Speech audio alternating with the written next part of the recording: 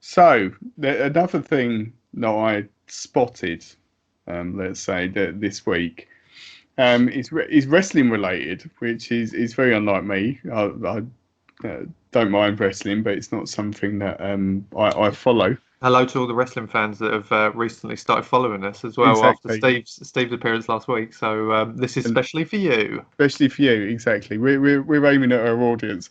But what interests me is about Dave Bautista, who's obviously gone on Awesome. to greater things, should I say? Well, not even greater things. That's dissing his wrestling career, isn't it? You know what I mean? He's a good wrestler now. He's in films. He's a decent actor, to be fair. He's decent, and Drax, he's just timeless. I Amazing. love that character. But what he was talking about is actually in on Twitter, I think it came out that he's asthmatic, and during his wrestling career, he really struggled with it. And he said he used to hide his inhalers under the ring, and hide inhalers with people that were sort of working around him, so that if he needed it, he would Go under take the the ring. inhaler and still be able to carry on. Yeah. And it's incredible. I think it's a bit obviously not the same as when we was talking about like Chadwick Boseman and him doing his being through his career and being incredibly ill at the time and not having that as a focal point. I think there are lots of people that do. You look at someone like Dave Bautista, who's huge and muscular and successful and that, and you think, oh wow, they're almost like superhuman, aren't they? But they suffer from the real world stuff that everyone else does in their life and that. Which is really cool. And he said that cold venues, especially, were his nightmare, sort of with his breathing, and he really struggled in those situations. Yeah.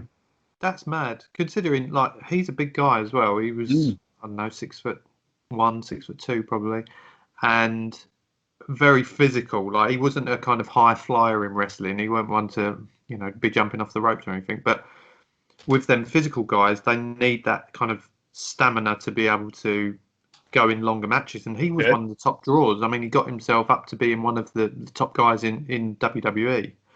And has since come back as well, even at an older age. I mean, he only recently came back, probably 2 years ago, I think it was, for a big match at WrestleMania. So, to do that and be able to go without, I mean, there was never a time. I mean, maybe it is when it's recorded, they might be able to edit out during the ad breaks, maybe, but because I think usually in an ad break, obviously you've still got a live audience there. So what tends to happen is for television filming is that when the ad break's going on, either one of the wrestlers will be chucked out of the ring and is struggling to get back in, or they'll kind of lock up in some sort of hold and then do that for about 2 minutes, 3 minutes while the ads are on. But maybe he used to sneak off under the ring to have a quick inhale. Yeah, that's it. That's right. I'm being asthmatic myself, but very, very controlled. I've not had a sort of an attack or anything since I was little.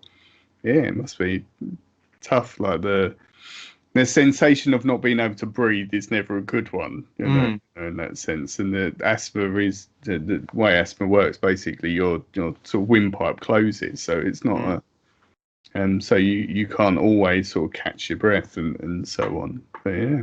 I wonder what other famous people, like either from music or other athletes that suffer from things like that, and how they cope with it. Because, like you say, I mean, I know singers obviously usually get quite a hard time with issues with their throats and that because they're always singing. But then I've seen things like people drink a lot of. There's certain artists who have like red wine and things like that to kind of, while they're doing a gig or whatever, just to kind of ease their throat. Well, I remember and to get off their nut, probably. Yeah, that's it. Cope with the nerves. When I saw Pearl Jam, the only time I've seen Pearl Jam, it was they were doing 2 nights in the O2 in London, and the night I saw them, Eddie Vedder, the singer, his voice was going, and he was singing, but he would then dip out sort of in the back, and the band would carry on, then he'd come out again. And they ended up cancelling their next show because his voice went completely. But he was swigging from a bottle of red wine, so maybe that was the The Cure. I mean, Sorry. the funny thing is, there's some singers. I mean, Matt Healy from the 1975. He smokes during his gigs. And he's not the only one I've ever seen while they're No. singing, like, who have a quick pull on a fag, which I just think is That's gonna do bizarre your as voice well. any good, is it? Yeah. No, but it's a weird. Tend to I get it guess gravelly. if you're a smoker, you're a smoker, I guess. And some of these gigs and sets are quite long, so I guess they just have the urge.